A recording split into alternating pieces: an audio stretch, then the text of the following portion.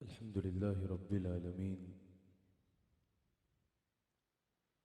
वस्सलातु वस्सलामु अला सय्यिदिल अंबिया वल मुरसलीन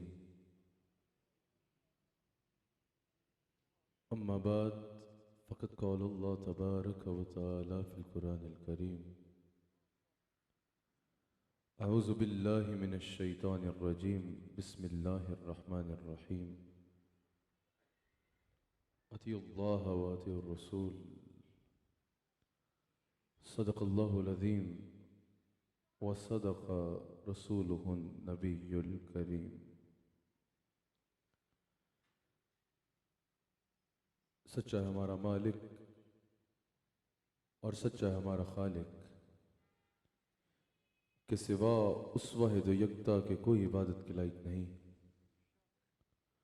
और सच्चे हैं उसके प्यारे हबीब आपके और मेरे आका मौला रहमतुल लिल आलमीन खातमुन नबिय्यीन हज़रत सय्यिदिना व मौलाना मुहम्मदुर रसूलुल्लाह सल्लल्लाहु अलैहि वालैहि वसल्लम, जो वजह तख्लीक़ कुल आलम हैं, जिनकी अताअत, जिनकी इत्तबा, जिनकी मोहब्बत, जिनसे रिश्ता अल्लाह करीम तक पहुँचने का वाहिद ज़रिया और वाहिद वसीला है। नाज़रीन इकराम, AOIQ TV पर आप प्रोग्राम देख रहे हैं ईमान और इस्लाम, जो QTV पर मेरा और आपका हफ्तावार गुफ्तगू का सिलसिला है।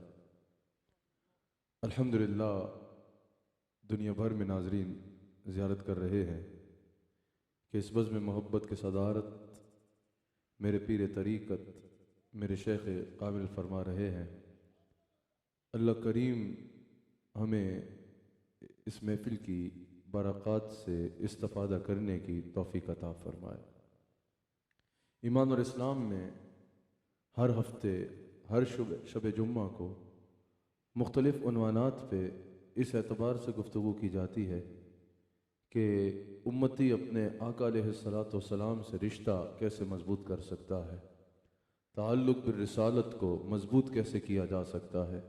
एक आशिक रसूल हकीकी मानों में सिर्फ ज़ुबान के दावे की हद तक नहीं बल्कि हकीकतन हुज़ूर अलैहिस्सलातु वस्सलाम से मोहब्बत करने वाला आशिक कैसे कहला सकता है। और उसका याद रखिएगा सबसे बेहतरीन ज़रिया रसूलुल्लाह अलैहिस्सलातु वस्सलाम की इत्तबा करना है। जो हुज़ूर ने कहा करने को वो करना है और जिससे हुज़ूर अलैहिस्सलातु वस्सलाम ने रोक दिया उससे रुक जाना है। मोहब्बत इसको नहीं कहते कि हुज़ूर को तो सब कुछ मानना है लेकिन हुज़ूर की एक नहीं माननी।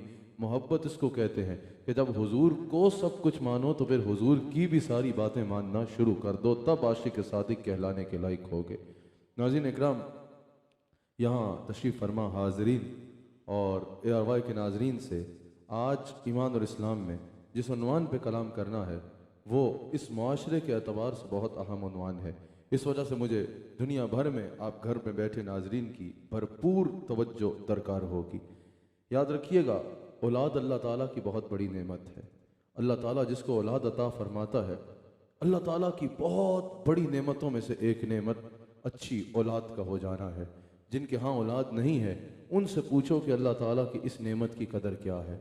औलाद अल्लाह ताला की बहुत बड़ी नेमत है, बहुत बड़ी रहमत है। अल्लाह ताला किसी के घर बेटा अता फरमा दे तो उस पर ही अल्लाह की बहुत बड़ी नेमत होती है।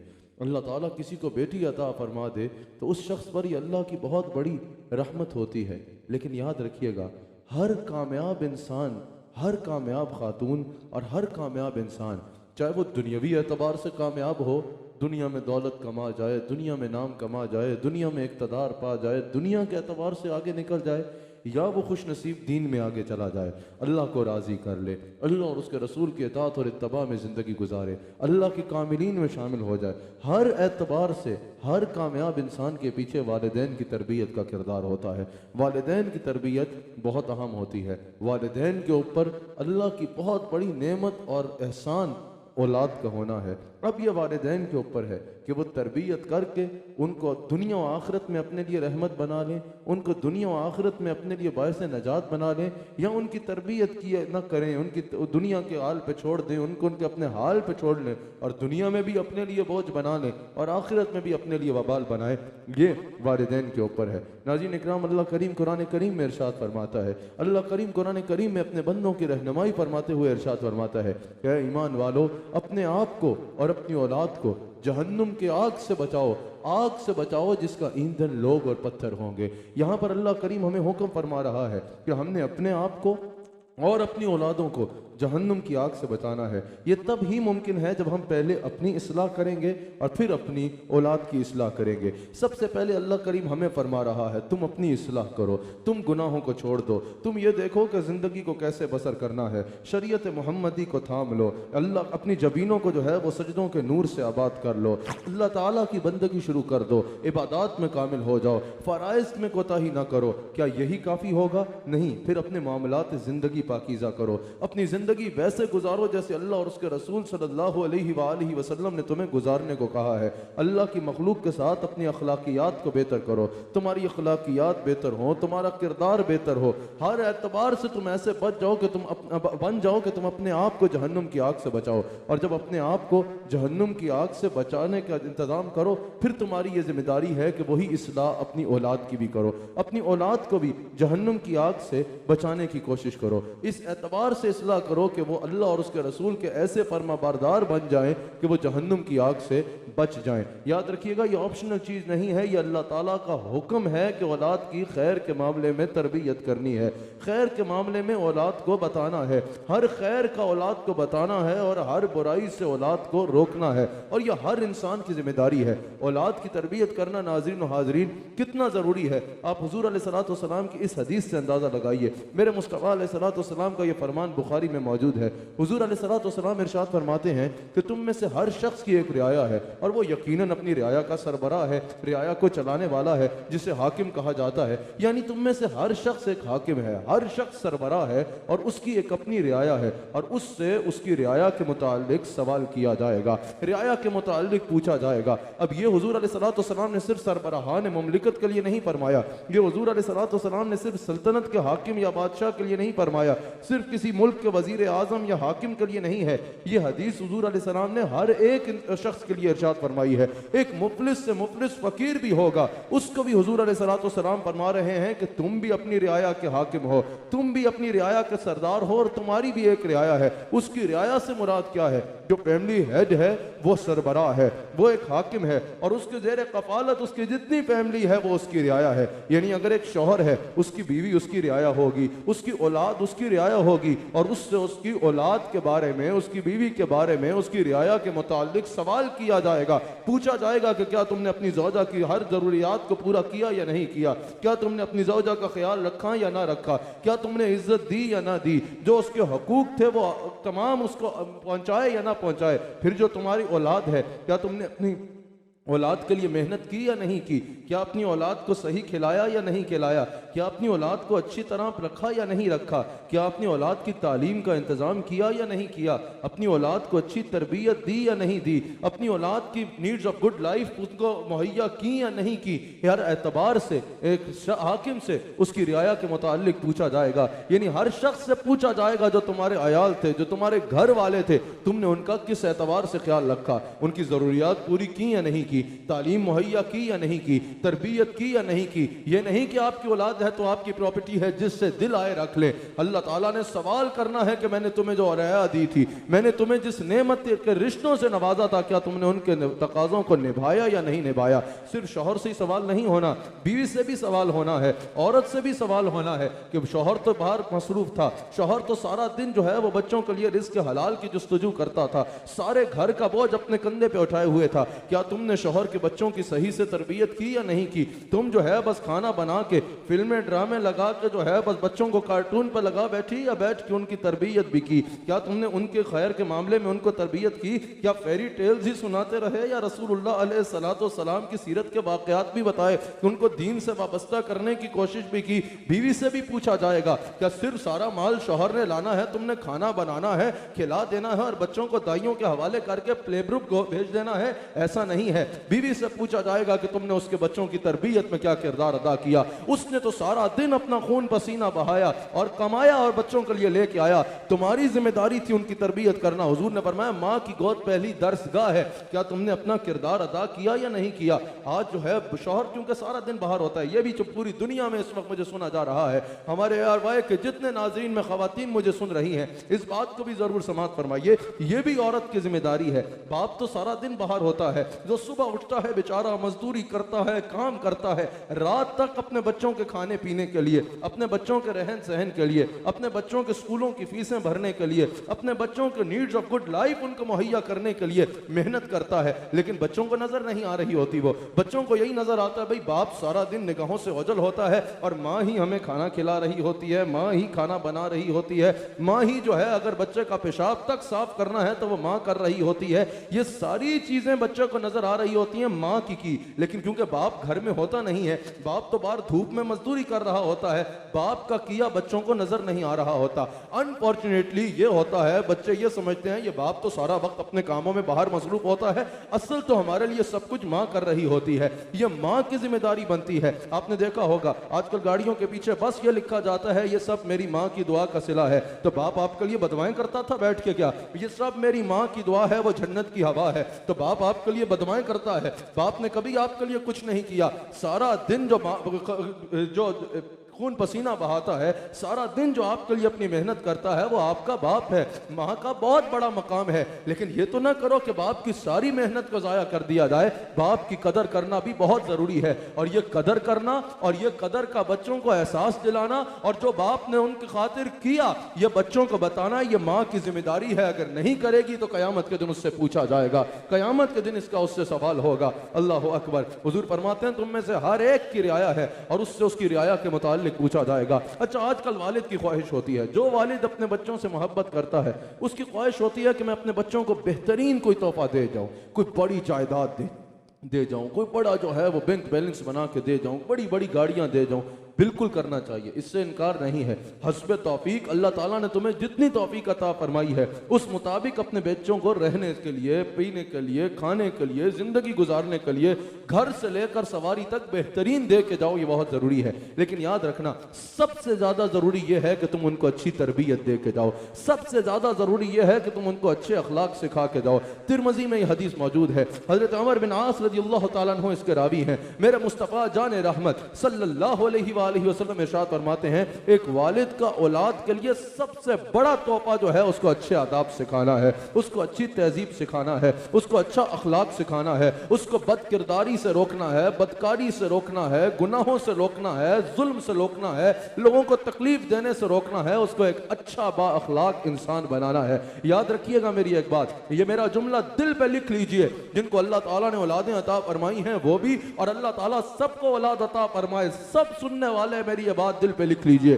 कि अगर आप अपनी औलाद को माल न भी दे सके ना, अच्छी तरबियत दे गए तो वो उस तरबियत की वजह से माल अपनी जिंदगी में खुद बना लेगा। आप समझ रहे हैं या नहीं समझ रहे? अगर आपने अच्छी तरबियत दे दी ना अपनी औलाद को, माल ना भी दे सके, उस तरबियत की वजह से माल, नाम, ये सब कुछ वो जिंदगी में खुद कमा लेगा। लेकिन अगर आप बच्चे को दौलत तो बेशुमार दे गए लेकिन तरबियत ना दे सके तो वो उस दौलत से अयाश हो जाएगा, उस दौलत को भी बर्बाद कर देगा, उस दौलत को भी जाया कर देगा और दुनिया और आखिरत भी अपनी खराब कर बैठेगा। तो सबसे ज्यादा जरूरी यह है कि अपनी औलाद को अच्छी तरबियत दें। इसका यह मतलब नहीं कि और कुछ नहीं देना, फिर अपनी तौफीक के मुताबिक उसको बेहतरीन जायदाद दें, बेहतरीन जो है उसके लिए सरमाया दें, बेहतरीन सवारी दें, हर चीज़ बेहतरीन दें, लेकिन ये सब कुछ बेहतरीन देने से पहले ज़रूरी है कि उसको बेहतरीन तरबियत मुहैया करें। औलाद की तरबियत करना ये अंबिया अलैहिस्सलाम की सुन्नत है। हुजूर अलैहिस्सलाम ने क्या खूब तरबियत फरमाई हज़रत सैयदा फातिमा सलाम अलैहा की। हुजूर ने क्या खूब तरबियत फरमाई अपनी दीगर शहजादियों की। हुजूर अलैहिस्सलाम ने अपनी औलाद पाक की क्या खूबसूरत तरबियत फरमाई। फिर क्या हसनैन करीमैन में मुस्तफ़ा की तरबियत नज़र नहीं आती? अगर इमाम अली मकाम हज़रत इमाम हुसैन रज़ियल्लाहु तआला अन्हु 22,000 के लश्कर के सामने तने तनहा खड़े हुए, अपना सारा खानदान भी लुटा दिया, लेकिन जालिम के आगे सर न झुकाया, तो इस तरबियत का आगाज किसने किया? इस तरबियत का आगाज खुद रसूलुल्लाह अलैहिस्सलातु वस्सलाम ने फरमाया। अल्लाहु अकबर। तो सबसे पहले वालिदैन की जिम्मेदारी है कि खुद ट्रेंड हो, खुद तरबियत याफ्ता हो। जो खुद ही तरबियत याफ्ता नहीं, वो बेचारा किसी की क्या तरबियत करेगा? खुद तरबियत याफ्ता हो, खुद ट्रेंड हो और फिर तरबियत करना सीखें। आजकल होता है या तो वालिदैन औलाद की ज्यादातर तरबियत करना ही नहीं चाहते, प्ले ग्रुप में फेंक आते हैं। शाम को भी लोगों ने वो खेलने के लिए बनाए होते हैं कि 2 घंटे यहाँ बच्चों को फेंक जाओ, वहां फेंक जाते हैं। और जो है जो घर में वक्त होता है, भाई हम फलां मुल्क की दाई लेके आए हैं। अरे दाई का तो काम नहीं, ये तो अल्लाह ताला ने जिम्मेदारी तुम्हें अता फरमाई है कि तुम सीने से लगा के जो है उसकी तरबियत करो। तरबियत करना ही नहीं चाहते, और अगर कोई करना चाहता है तो इस बेचारे को पता ही नहीं होता कि तरबियत करनी कैसे है और किन खतूत पे तरबियत करनी है। अपनी जिम्मेदारी का एहसास करना जरूरी है। अगर आगाज में मैं जल्दी से कुछ बुनियादी हकूक बयान करता चला जाऊं, तो सबसे पहले जब अल्लाह ताला किसी को औलाद अता फरमाता है तो उस साहिब ईमान मुसलमान वालिदैन के लिए सबसे पहले जरूरी है कि उसके कान में, सुन्नत है कि उसके कान में अजान दी जाए। इसकी वजह यह है कि सबसे पहले अगर उसके कान में जाए, दुनिया में आते ही तो अल्लाह और उसके रसूल का नाम जाए। अजान एक दावत भी होती है, दुनिया में आते ही उसके कान में अल्लाह की जानिब दावत दे दी जाए। और हुजूर अलैहिस्सलाम ने खुद इरशाद फरमाया, इमाम बाकी रावी हैं हजरत हसन रदियल्लाहु ताला अन्हु, इमाम बाकी नकल करते हैं हजरत हसन रदियल्लाहु ताला अन्हु रावी हैं। हुजूर अलैहिस्सलाम ने फरमाया कि जिसके घर में बच्चा हो उसको चाहिए कि वो उसके दाएं कान में अजान दे और बाएं कान में अकामत कहे। इसका मकसद ये है, अच्छा बाज़ लोग जो है वो इंतजार करते हैं, 2 हफ्ते हो गए भी बच्चे के कान में अजान नहीं दी, हमारे पीर साहब आएंगे तो पीर साहब अजान देंगे। अरे भाई पीर साहब आएंगे तो वो 100 बार अजान पढ़ दे। यकीनन जब अल्लाह का वली अजान पढ़ेगा, अल्लाह का कामिल बंदा अजान पढ़ेगा, तो उसकी बेशुमार मजीद बरकत शामिल हो जाएंगी। लेकिन पीर साहब का अजान के लिए इंतजार न कीजिए, वो आएंगे वो अजान देते रहेंगे। कोई आलिम बाअमल है, वो आएगा वो अजान देता रहेगा, उसकी अपनी बरकत है। भाई अजान नहीं दे रहे, बच्चे का दादा आएगा तो अजान देंगे। अरे दादाजी आके अजान देते रहेंगे, सबसे पहले तो इसकी जिम्मेदारी है कि तुम उसके कान में अजान पढ़ो। ये सुन्नत है इसलिए ताकि जिस काम का आगाज अल्लाह और उसके रसूल के जिक्र से होगा, इसकी बरकत उसमें शामिल होगी। अजान का आगाज होते ही वालिद दे दे, वालिदा दे दे, कोई भी दे दे, अजान दे दे, ताकि उसकी जिंदगी का जो आगाज हो रहा है वो अल्लाह और उसके रसूल के जिक्र से हो जाए। बाद में अगर आप किसी सालिहीन के जरिए दिलाना चाहते हैं अजान, तो वो बाद में होती रहे, लेकिन सबसे पहले जरूरी है कि उसके कान में अजान पढ़ दी जाए। ये साइंस भी कहती है कि जो पहली बात हो, जो पहली बात होती है वो जहन पे नक्श हो जाती है। किसी भी चीज पे आप तहकीक शुरू करते हैं, बात की बातें याद रहे ना रहे, सबसे पहले जो आप सुनते हैं जहन में उसका पॉइंट बन जाता है। तो जिसको पहली बात ही अल्लाह का, जब सोच के बारे में यह है, तो जब अल्लाह का नाम आएगा, अल्लाह के नाम से आगाज किया जाएगा, तो इसकी बरकत क्यों ना शामिल होगी। सबसे जरूरी पहले यह जिम्मेदार हक है औलाद का कि आप जब वो हो तो फौरन उसके कान में अजान दे दीजिए। हजरत इमाम हसन और हजरत इमाम हुसैन की विलादत पर भी हुजूर अलैहिस्सलाम ने खुद उनके कानों में अजान और अकामत पड़ी। अल्लाह अकबर। फिर जो है वो घुट्टी देना सुन्नत है। बाद जगहों पे समझा जाता है ये सिर्फ जो है बड़े सगीर की रवायात है, ये हमें हमारी रवायात दीन में मिला है। घुट्टी देना बच्चे को सुन्नत है। हुजूर अलैहिस्सलाम हज़रत उम्मुल मोमिनीन आयशा सिद्दीक़ा सलामुल्लाहि अलैहा फरमाती हैं, सही मुस्लिम में मौजूद है कि हुजूर अलैहिस्सलाम की बारगाह में सहाबा अपने बच्चे लाते और हुजूर उनको घुट्टी इनायत फरमाया करते। तो घुट्टी कोई भी दे सकता है, खजूर की घुट्टी देना सबसे पहले सुन्नत है। घुट्टी कोई भी दे सकता है, कोई वालिद दे सकता है, वालिदा दे सकती है, कोई भी दे सकता है, लेकिन यकीनन अगर अल्लाह को कोई कामिल बंदा उस घुट्टी पे हाथ लगाएगा, अगर अल्लाह का कोई नेक बंदा उसकी घुट्टी पे हाथ लगाएगा, अगर कोई कामिल शेख तरीकत वाक़ियतन हो वो उसको घुट्टी देगा, अगर कोई आलिम बाअमल हो वो उसको घुट्टी देगा, तो यकीनन उसकी बरक़ात भी मुंतकिल होंगी। घुट्टी देने के लिए ये ज़रूरी है, ये ना हो कि कोई गुटके की घुट्टी दे दे, इसलिए ज़रा देखभाल के घुट्टी लीजिएगा, घुट्टी लीजिएगा। अल्लाह ताला हम सबको हुजूर अलैहिस्सलाम की हर सुन्नत पर अमल पैरा होने की तौफीक अता फरमाए। तो फिर जरूरी है कि इंसान उसको घुट्टी दे। तीसरा हक ये है कि औलाद का सर मुंडाया जाए। ये भी सुन्नत से साबित है, ये भी हुजूर अलैहिस्सलातु वस्सलाम की सुन्नत से साबित है। हुजूर अलैहिस्सलातु वस्सलाम ने खुद हज़रत सैयदा कायनात हज़रत सैयदा फातिमा ज़हरा सलाम अलैहा को हुक्म फरमाया, जब हज़रत हसन रज़ियल्लाहु ताला अन्हु की विलादत हुई, कि इनका सर मुंडाया जाए और फिर बालों के बराबर जो है चांदी को सदका किया जाए। तो बच्चे के पैदा होते उसका सर मुंडाना और चांदी के बालों के बराबर चांदी सदका करना, ये सुन्नत है। और फिर हज़रत सैयदा कायनात सलाम अलैहा ने उसके बाद हज़रत ज़ैनब, हज़रत उम्मे कुलसूम, हज़रत हुसैन की विलादत पर भी यह सिलसिला जारी रखा। तो पता चला ये सिर्फ हज़रत हसन के लिए नहीं था, दीगर हदीस के मुताबिक भी और सैयदा पाक के इस अमल के मुताबिक भी ये हमेशा के लिए उम्मत के लिए एक रहनुमाई है। अच्छा, बाज़ लोग सिर्फ कहते हैं कि सिर्फ इतनी चांदी ही सदका करनी है। ये सदका करने का मकसद अल्लाह का शुक्र अदा करना है उस औलाद के मिलने पर, तो इतनी तो करनी ही करनी है, ये सुन्नत है। बाकी अगर कोई सोने के बराबर करना चाहे, अगर कोई जितना बढ़ के करना चाहे उतना अच्छा है, क्योंकि ये अल्लाह ताला का शुक्र अदा करना है और अल्लाह का शुक्र अल्लाह ताला ने जो हैसियत दी है उसके मुताबिक अदा करना चाहिए। फिर उसका हक है उसका अकीका करना। लड़के के लिए 2 बकरे अकीका करना और लड़की के लिए 1 करना, ये सुन्नत से साबित है। ये हुजूर अलैहिस्सलातु वस्सलाम के इरशाद से साबित है। 7वें दिन, 14वें दिन, 21वें दिन या 28वें दिन जो है वो अकीका किया जाए, वरना जब भी जिंदगी में कर लिया जाए। अगर अल्लामा फैसल साहब का आज भी अकीका किया जाए तो हो जाएगा, जब भी जिंदगी में अकीका किया जाए वो मुनासिब है और उसे कर लेना चाहिए। हुजूर अलैहिस्सलातु वस्सलाम की सुन्नत से साबित है, बुखारी में मौजूद है। हुजूर अलैहिस्सलातु वस्सलाम इरशाद फरमाते हैं, हजरत सलमान बिन आमिर रज़ियल्लाहु ताला अन्हु रावी हैं, हुजूर अलैहिस्सलातु वस्सलाम ने फरमाया कि बच्चे का अकीका करो, उसका खून बहाओ और उससे आफात को और बीमारियों को और बलाओं को यानी दूर कर लो। जब अल्लाह ताला की शुक्र करते हुए, कोई हदीस बुखारी में मौजूद है, कोई अकीका करता है अपने बच्चे का, उस पर खून बहाता है जानवर का, अल्लाह ताला उसको आफात से, बीमारियों से और बलाओं से महफूज फरमा देता है।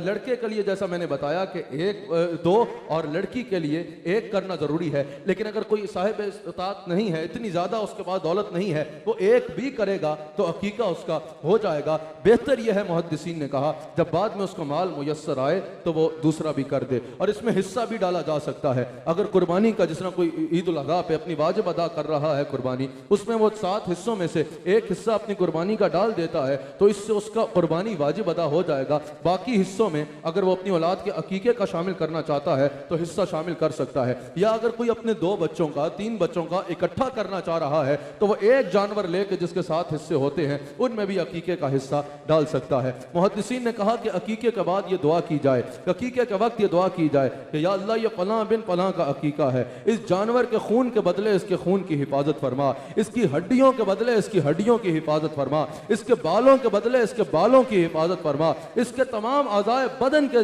जरिए जो है, इसके तमाम के बदले जो है इसके आज़ाए बदन की हिफाजत फरमा। इस दुआ से पता चला कि अकीका बीमारियों को, बलाओं को हर एतबार से दूर कर देता है। 5वां हक जब आपका बच्चा हो तो उसका खतना करना है, यह शायर इस्लाम में शामिल है। हुजूर अलैहिस्सलातु वस्सलाम ने इरशाद फरमाया, बुखारी में यह हदीस मौजूद है, हजरत अबू हुरैरा रज़ियल्लाहु ताला अन्हु इसके रावी हैं, मेरे आका के फरमान से बाला और पाक किसी का फरमान नहीं है। मेरे आका अलैहिस्सलातु वस्सलाम इरशाद फरमाते हैं, हुजूर अलैहिस्सलाम फरमाते हैं, 5 चीजें फितरत हैं। सबसे पहले खतना करना हुजूर अलैहिस्सलातु वस्सलाम ने फरमाया फितरत में शामिल है, यानी ये सिर्फ इस उम्मत में नहीं, पहली उम्मतों में भी इसका हुक्म मौजूद था। खतना करना जो है वो फितरत में शामिल है। हुजूर अलैहिस्सलातु वस्सलाम ने इरशाद फरमाया, ज़ेरे नाफ बालों को साफ करना, ये फितरत में शामिल है। हुजूर अलैहिस्सलातु वस्सलाम ने फरमाया, लबों से बालों को साफ करना, यानी अपनी मूंछों को जो है वो सही रखना, ये फितरत में शामिल है। नाखून का काटना फितरत में शामिल है, और बगल के नीचे के बालों को काटना मेरे मुस्तफ़ा करीम सल्लल्लाहु अलैहि वसल्लम ने फरमाया ये फितरत में शामिल है। फिर उसका नाम रखना अच्छा उसका हक है।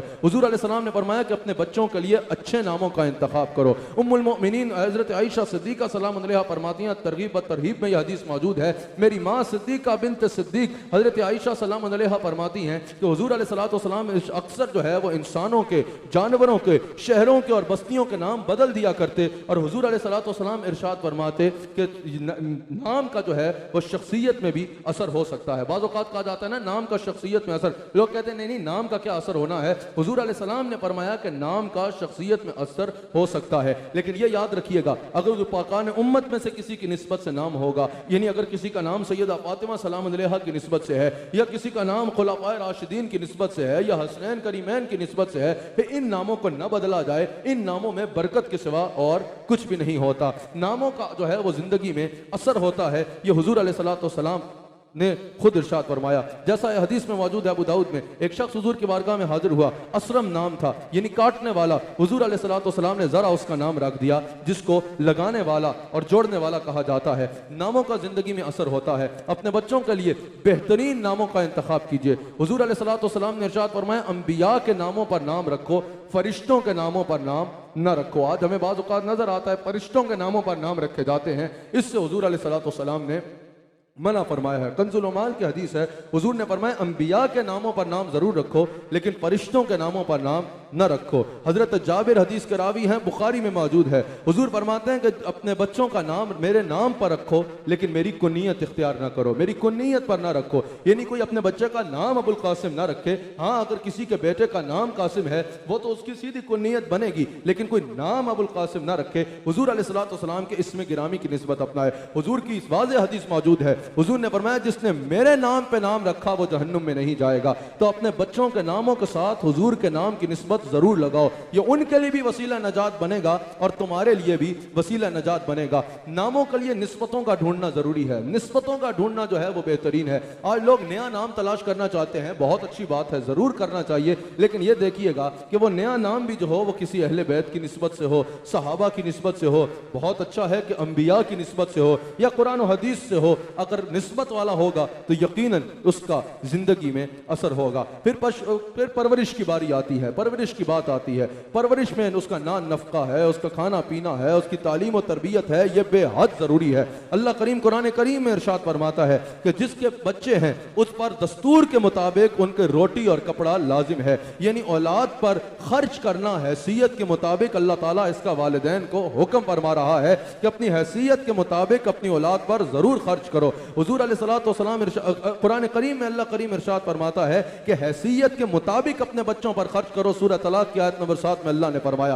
तो जब अल्लाह ताला किसी को हैसियत अता फरमाए, लोग इकट्ठे किए जाते हैं, अपनी अयाशियों में उड़ाना चाहते हैं, अपने आप को घर में बेशक खाने को कुछ नहीं है, गाड़ी ऐसी रखनी है कि दुनिया कहे वाह वाह क्या बात है हजरत की, घर में बेशक बच्चे भूखे मर रहे हैं, अपना लिबास ऐसा पहनना है, अपनी टोर टार ऐसी लगनी है कि दुनिया कहे चौधरी साहब के क्या कहने, ऐसा नहीं है। सबसे पहले तुम्हारे पर अल्लाह का कुरान में हुक्म है तुम्हारे लिए कि अपने बच्चों पर अपनी हैसियत के मुताबिक खर्च करो। हुजूर अलैहिस्सलाम इरशाद फरमाते हैं, बुखारी और मुस्लिम की मुतफ़क़्क़ुन अलैह हदीस है, हुजूर अलैहिस्सलाम फरमाते हैं खर्च करने की इब्तिदा अपने अयाल से करो, खर्च करने की इब्तिदा अपने घर से करो, खर्च करने की इब्तिदा अपने घर वालों से करो। तुम्हारे माल पे पहला हक इस बात का है कि तुम्हारे घर वाले अच्छी जिंदगी गुजारें, हर एतबार से उनकी जिंदगी जो है वो बेहतरीन हो। हजरत जाबिर रज़ियल्लाहु तआला अन्हु हदीस के रावी हैं, हजरत जाबिर बिन समरा हदीस के रावी हैं, सही मुस्लिम में यह हदीस मौजूद है। हुजूर अलैहिस्सलाम इरशाद फरमाते हैं कि जिसको अल्लाह ताला माल अता करे उसे चाहिए कि अपनी जात पे और अपने अहलो अयाल पे खर्च करे।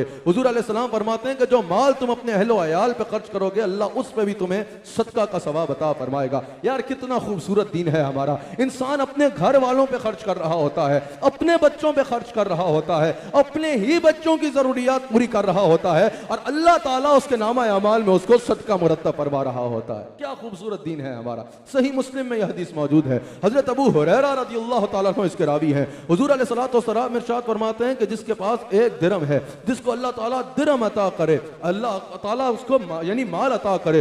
एक दिरहम ऐसा है जो वो गुलाम आजाद करने में लगाता है, एक दिरहम ऐसा है जो वो मसाकीन में सदका करने के लिए लगाता है, एक दिरहम ऐसा है जो वो किसी एतबार से भी कहीं लगा देता है, एक दिरहम ऐसा है जो वो अल्लाह की राह में खर्च करता है और एक दिरहम ऐसा है जो वो अपने घर वालों पे लगाता है। हुजूर अलैहिस्सलाम फरमाते हैं, इसको बड़े गौर से सुनिएगा, मेरे मुस्तफा अलैहिस्सलाम फरमाते हैं अजर के एतबार से सबसे अजीम दिरहम वो होगा जो तुम अपने घर वालों पे खर्च करोगे, सबसे अजीम दिरहम वो होगा। इससे मुराद यह है कि बाज़ औक़ात लोग बाहर खर्च रहे होते हैं, हर जगह खर्च रहे होते हैं, अपने घर में बच्चों की स्कूल की फीसें नहीं दे रहे होते, अपने घर में फाके चल रहे होते हैं, अपने बच्चों की जो है वो जरूरियात पूरी नहीं हो सकती। इससे मुराद यह है कि सबसे पहले जो तुम्हारे पे हक है और अल्लाह का फरमान है वो यह है कि तुम अपने घर वालों की जिम्मेदारियों को और उनकी जरूरियात को पूरा करो, सबसे अजीम वो है। इससे मुराद ये हरगिज नहीं कि गुरबा गुरबा में सदका ना किया जाए, मसाकीन में सदका ना किया जाए, अल्लाह की राह में ना खर्चा जाए। इससे मुराद यह है कि सबसे पहले अपने बच्चों को खिलाया जाए,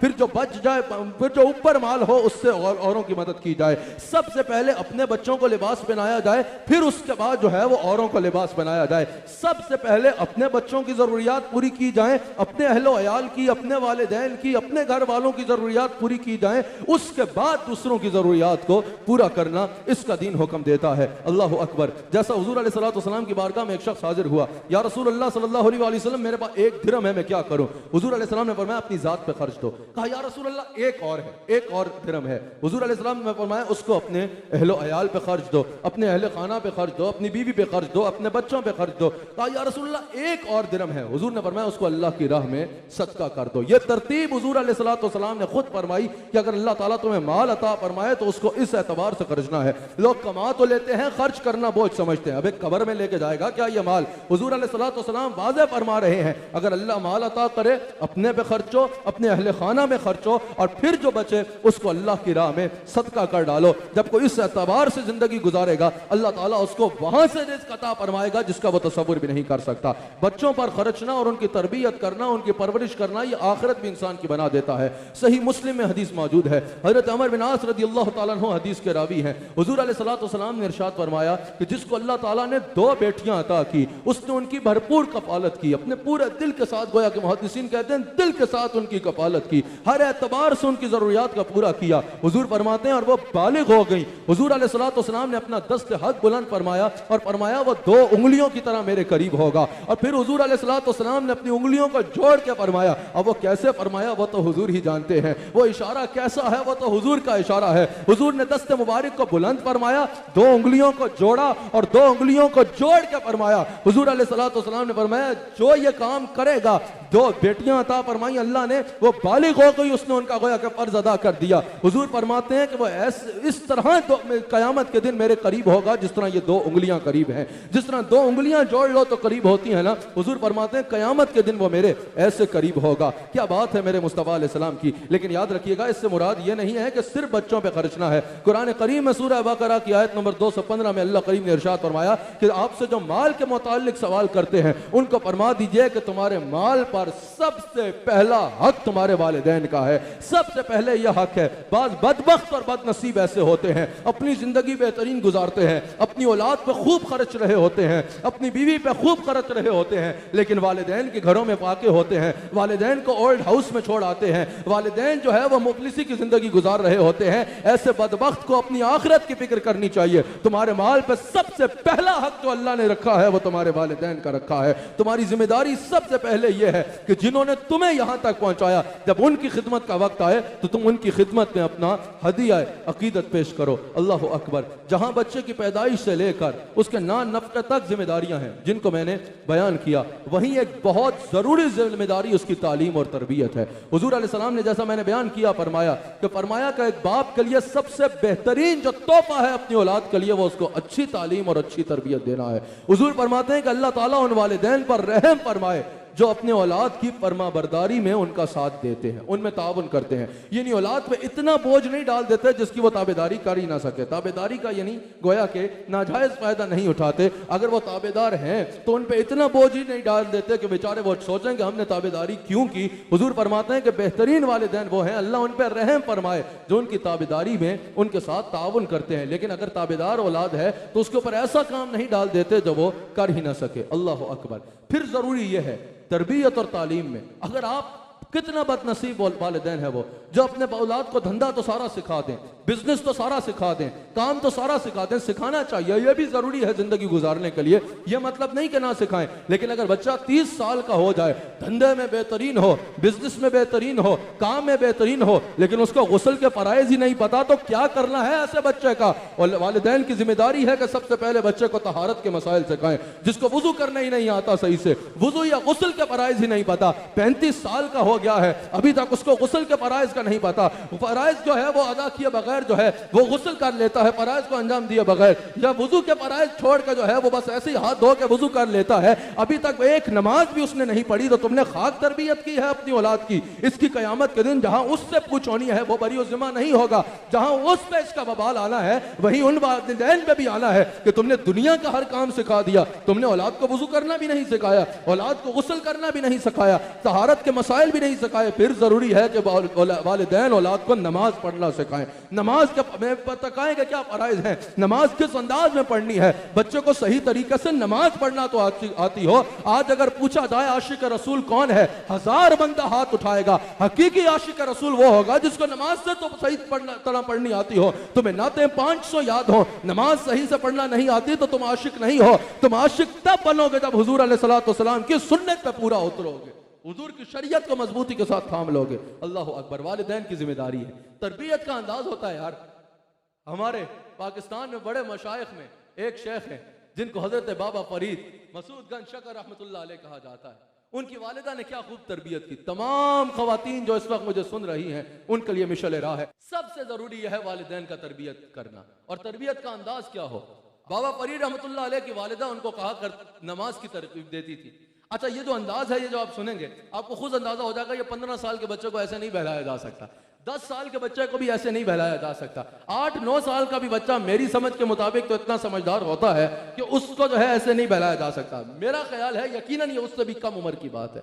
अरे तो बाबा फरीद की वालिदा कहती कि बेटा नमाज पढ़ोगे ना, जब उठ के जब बिस्तर छोड़ोगे गरम बिस्तर और अल्लाह के हुजूर सजदा रेज दोगे ना, नमाज पढ़ोगे तो तुम्हारे मुसल्ले के नीचे से शक्कर निकलेगी, अल्लाह शक्कर खिलाएगा। वो क्या करती, मसल्ला बिछाती और नीचे रात को शक्कर रख दिया करती। बाबा फरीद उठते, सजदे करते, जब फजर के बाद मसल्ले के नीचे से देखते तो शक्कर निकला करती। बड़े शौक से खाया करते कि अल्लाह को सजदे किए, अल्लाह ने शक्कर भेजी है। अल्लाह अकबर। एक रात ऐसा हुआ बाबा फरीद की वालिदा शक्कर रखना भूल गई। अब उनको सुबह ख्याल आया कि आज जब मसूद उठेगा वो देखेगा कि शक्कर तो नहीं है, उसके कहीं उस जज्बे में कमी ना आ जाए, या जब उसको पता चलेगा ये तो वालिदा रखती थी, कहीं जज्बे में कमी ना आ जाए, कहीं वो जो रूटीन है इसको छोड़ ना दे। एक खौफ आया। अल्लाह अकबर। बाबा फरीद उठे, नमाज पढ़ी। सुबह वालिदा ने पूछा, फरीद शक्कर निकली थी क्या? कहा कि जितनी रोज निकलती थी आज तो उससे ज्यादा निकली, और जो शक्कर का मजा आज आया वो तो पहले कभी आया ही नहीं।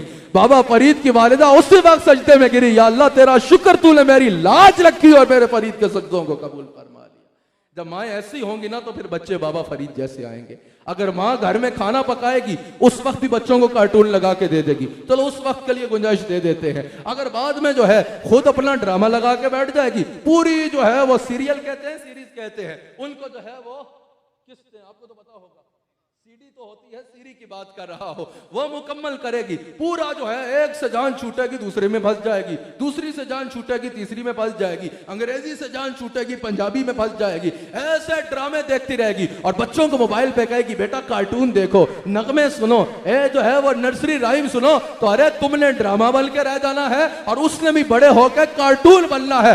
अगर चाहते हो तुम्हारे घर में बाबा फरीद जैसे बच्चे आए, अगर चाहते हो तुम्हारे घर में अहमद सरहंदी जैसे बच्चे आए, अगर चाहते हो कि शेख अब्दुल कादिर के गुलाम तुम्हारे घर में पैदा हो, तो किरदार भी उनकी माँ वाला अपनाना होगा, किरदार भी उनकी माँ वाला अपनाना होगा। माँ कार्टून दिखाती रहे तो बच्चों को क्या फरिश्तों ने आके सिखाना है, फरिश्तों ने आके बच्चों की तरबियत करनी है। अल्लाह ने तुम्हें जिम्मेदारी दी है, ड्रामे फिल्में छोड़ो और अपने बच्चों की तरबियत पे तवज्जो दो। ज़ाहिरी तौर पे तरबियत करना ज़रूरी है, बातनी तौर पे अकायद की तरबियत बहुत ज़रूरी है, अकीदे की तरबियत करना अपनी औलाद की बहुत ज़रूरी है। अगर हुजूर के मामले में पक्का अकीदा ना हुआ ना तो सब कुछ मुंह पे मार दिया जाएगा। अकीदा तौहीद सिखाना अपनी औलाद को ज़रूरी है, अकीदा रिसालत सिखाना अपनी औलाद को ज़रूरी है, अकायद अहले सुन्नत के साथ बांध देना अपनी औलाद को, यह वालिदैन की जिम्मेदारी बनती है, यह वालिदैन की जिम्मेदारी बनती है। अकीदा कोई नॉर्मल चीज़ नहीं है, अकीदा वो है जिसमें अमाल की इमारत खड़ी होती है। अगर रसूलुल्लाह की जात में अकीदा कमजोर है तो सब कुछ मुंह पे मार दिया जाएगा, कुछ नामा अमाल में मुरत्तब नहीं होना। अल्लाह अकबर। वालिदैन का तरबियत याफ्ता होना और ट्रेंड होना जरूरी है। वक्त जब प्रोग्राम खत्म हो तो जरा मुझे बता दिया जाए, वालिदैन का ट्रेंड होना, तरबियत याफ्ता होना बेहद ज़रूरी है। वालिदैन को अपनी जिम्मेदारी का एहसास होना ज़रूरी है कि हमने अपनी औलाद की तरबियत करनी है, और फिर यह सोचना ज़रूरी है कि हमने अखलाक के एतबार से, दीन के एतबार से, अकायद के एतबार से, माशरती अखलाकियात के एतबार से हमने किन खतूत पे जो है वो बच्चे की तरबियत करनी है, उनका तयन करना ज़रूरी है। ज़हनी तौर पर वालिदैन तैयार ही नहीं होते, बस औलाद हो गई उससे पहले उसका कमरा बनाना है, अच्छा अजाना झूला लेके आना है, फिर जो है उसके लिए खिलौने लाने हैं, सब कुछ लाओ भाई, लेकिन सबसे जरूरी यह है बैठो आपस में और सोचो कि अब हमारे सर पे जिम्मेदारी आ रही है, औलाद आ रही है, हमने उसकी तरबियत करनी है तो किन खतूत पे करनी है। आजकल हमारे माशरे में यह मसला दरपेश है, या तो जैसे मैंने पहले कहा तरबियत करना आती नहीं ही, और अगर आती भी है तो तरबियत के लिए तैयार ही नहीं होते। अगर वालिदैन खुद तरबियत के लिए तैयार ही नहीं होंगे, ज़हनी तौर पे उनको तैयारी ही नहीं होगी कि हमने अपनी औलाद की तरबियत करनी है, ये बिल्कुल ऐसे ही है जैसे कोई बगैर पढ़े यूनिवर्सिटी में पढ़ाने बैठ जाए, तो शागिर्दों का तो सत्यानाश होना है। अगर कोई शेख तरीकत बन के बैठ जाए, उसको खुद रूहानियत की अलिफ बे नहीं आती, तसव्वुफ का कुछ पता ही नहीं है, तरीकत का कुछ पता ही नहीं है, शरीयत के बारे में आगाही नहीं है, खुद उसको रूहानियत की जो है नुक्ता भी नहीं पता, और जो है लोगों की रूहानी मनाजिल तय कराने का जामिन बन जाए, तो मुरीदों बेचारों का सत्यानाश ही होना है ना, उन मुरीदों का बेड़ा गर्क ही होना है। बिल्कुल ऐसे ही अगर कोई वालिदैन खुद ही तरबियत याफ्ता नहीं है, वो किसी की खाक तरबियत करेंगे, औलाद की तरबियत कैसे करेंगे? अल्लाह अकबर। हुजूर अलैहिस्सलाम का यह इरशाद सुनिए, मेरे मुस्तफ़ा अलैहिस्सलाम का यह इरशाद बुखारी में मौजूद है, और इससे आपको अंदाजा होगा कि वालिदैन की तरबियत कितनी अहमियत की हामिल है। हुजूर अलैहिस्सलाम फरमाते हैं हर बच्चे की विलादत जो है वो फितरत पर होती है। आप समझ रहे हैं, कोई ईसाई पैदा नहीं होता, कोई हिंदू पैदा नहीं होता, कोई यहूदी पैदा नहीं होता, हर बच्चे की विलादत फितरत पे होती है। हुजूर फरमाते हैं ये वालिदैन हैं जिनके जरिए वो ईसाई बन जाता है, यहूदी बन जाता है, या जो है वो मजूसी बन जाता है, या उस पर अल्लाह का करम हो तो मुसलमान हो जाता है।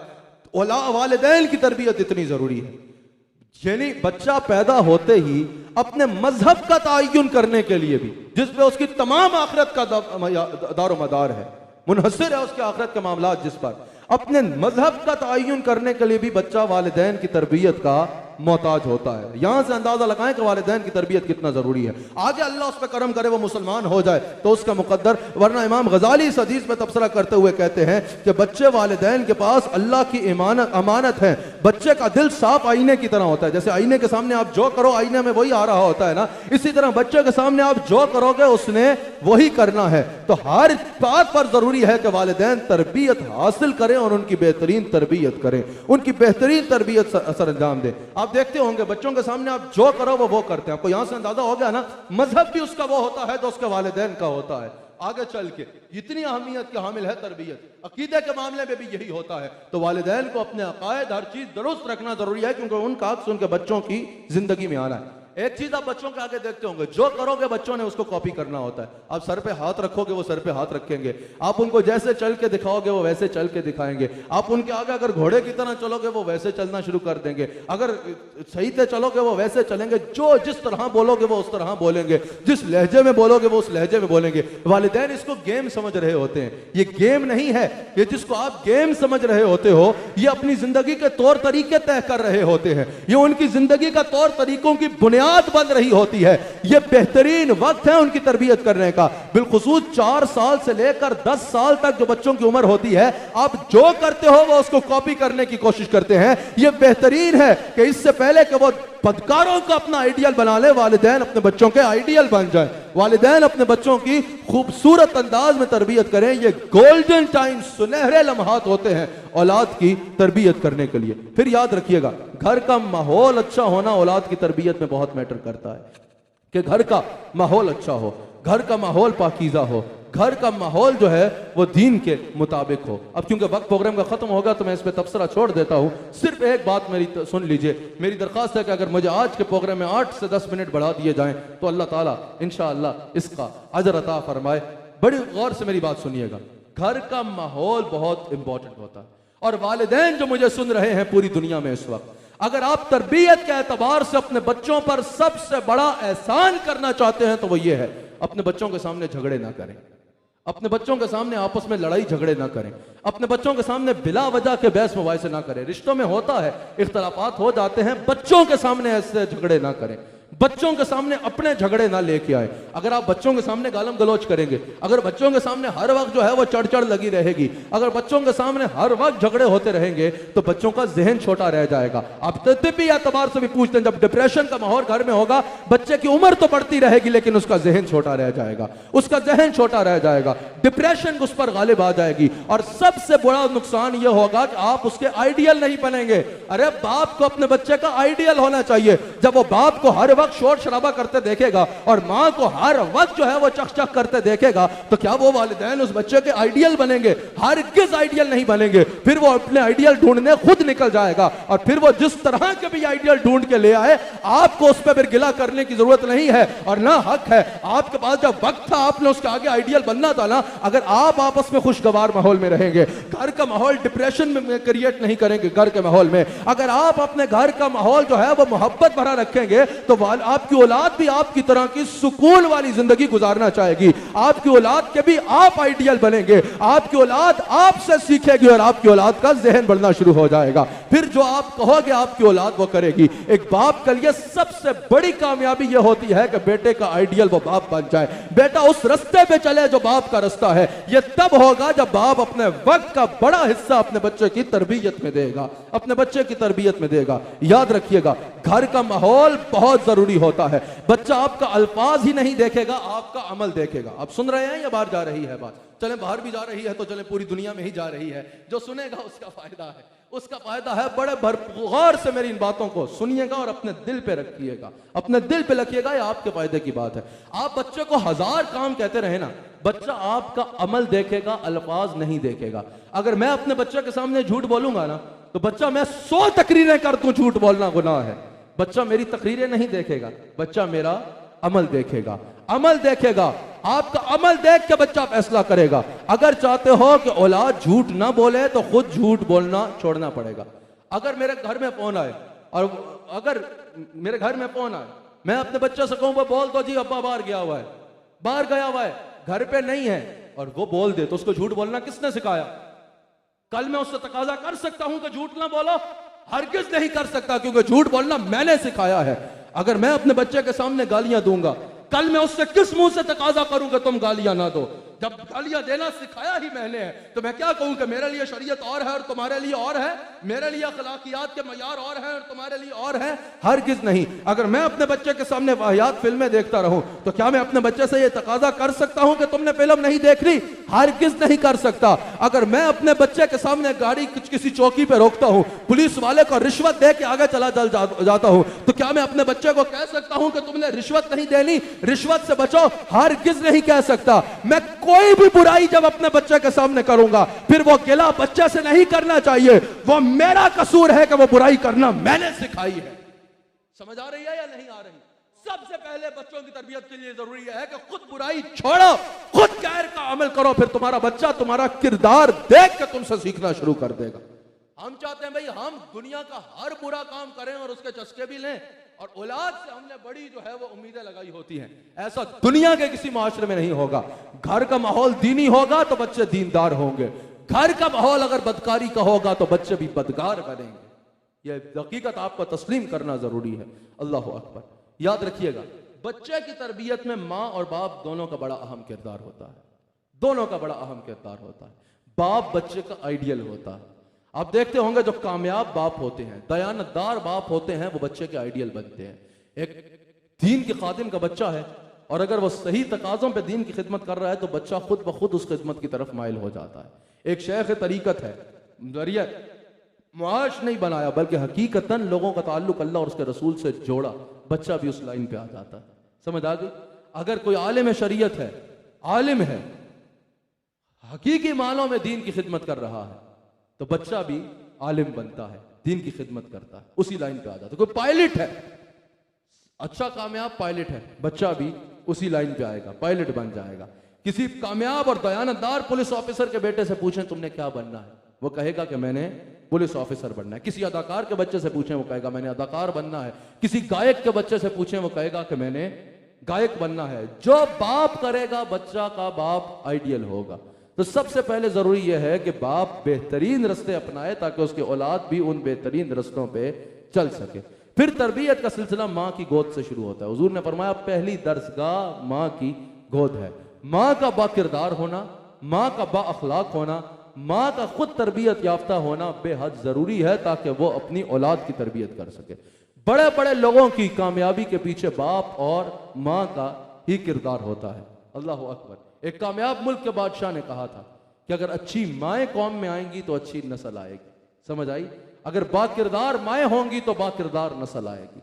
अगर बाकिरदार और बाअखलाक माएँ होंगी तो बाअखलाक नस्ल आएगी। तालीम याफ्ता माएँ होंगी तो तालीम याफ्ता नस्ल आएगी।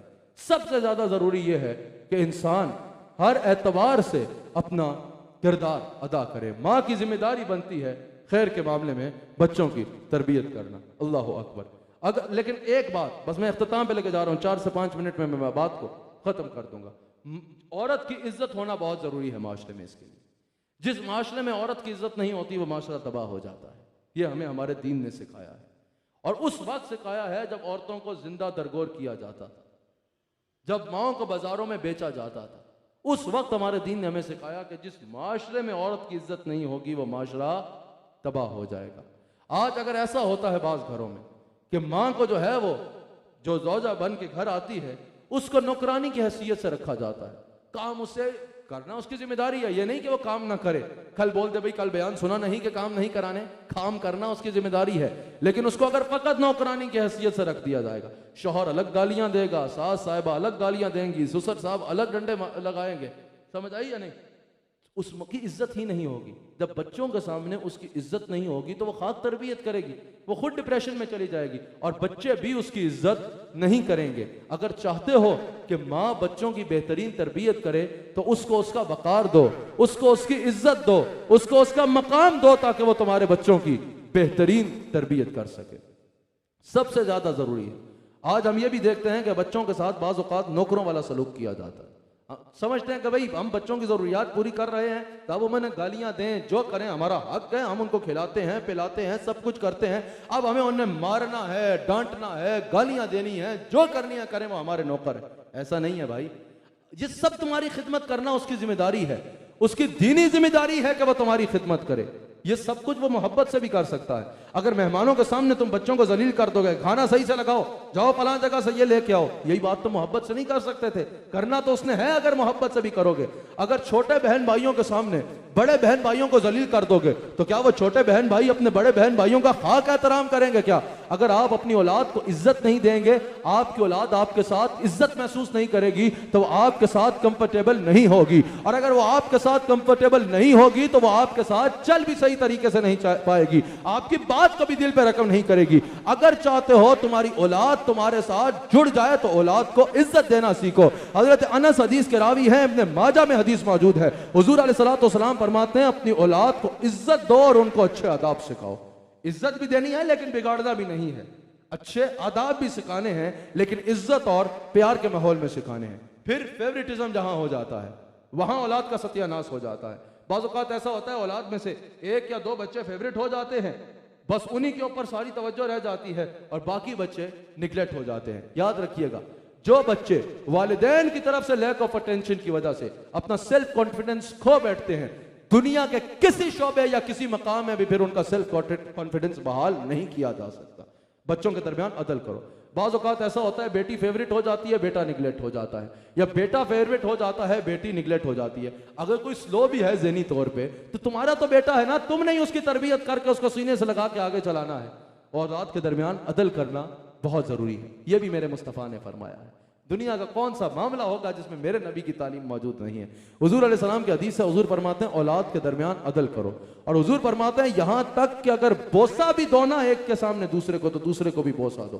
बोसा देने में भी अदल करो ताकि वो तुम्हारे बेहतरीन मुआविन बन सके। हुजूर अलैहिस्सलातु वस्सलाम ने अपनी बेटी हजरत सैयदा फातिमा को कैसी इज्जत दी। हुजूर फरमाते हैं कि मेरी बेटी फातिमा मुझसे ऐसे प्यार करती है जैसे माँ अपने बच्चे के साथ प्यार करती। ये हुजूर की हदीस है, ऐसी मोहब्बत। और हुजूर अलैहिस्सलातु वस्सलाम इरशाद फरमाते हैं इज्जत कैसी थी कि जब सैयदा पाक हुजूर की बारगाह में आती तो हुजूर अलैहिस्सलाम इस्तकबाल के लिए खड़े हो जाया करते।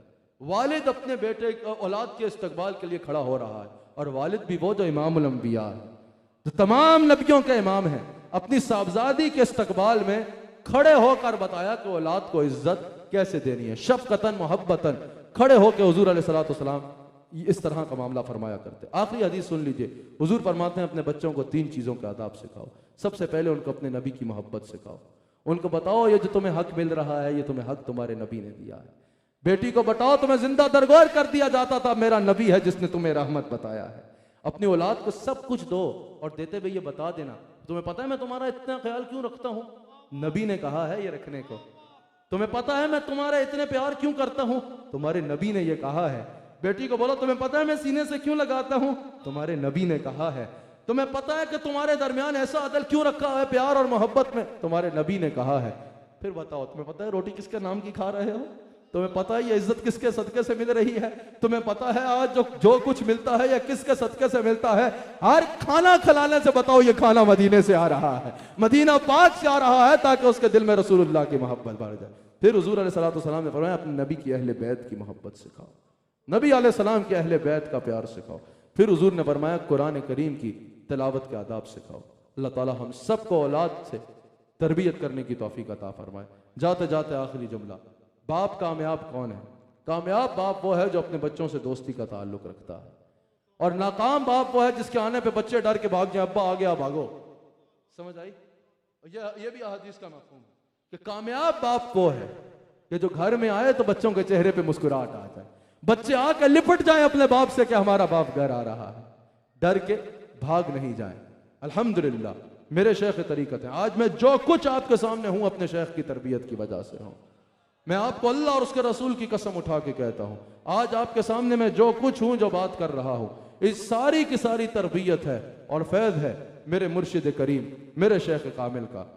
तरीका अपनाना होगा, साथ लगाना होगा, मोहब्बत का अंदाज अपनाना होगा, प्यार का अंदाज अपनाना होगा। खैर मैंने जो कुछ आपके आगे बयान किया, जो अपने शेख को करते देखा, उसको तफसीर के तौर पर बयान किया। अल्लाह ताला हम सबको रसूलुल्लाह अलैहिस्सलातु वस्सलाम का नमक हलाल वफादार रखे। इसके साथ ही प्रोग्राम का वक्त इख्तिताम पे पहुंचता है। नाज़रीन इकराम, YQ TV पे अगले हफ्ते इसी वक्त, इसी चैनल पे, इसी दिन एक नए उन्वान के साथ आपसे फिर मुखातब हूँ।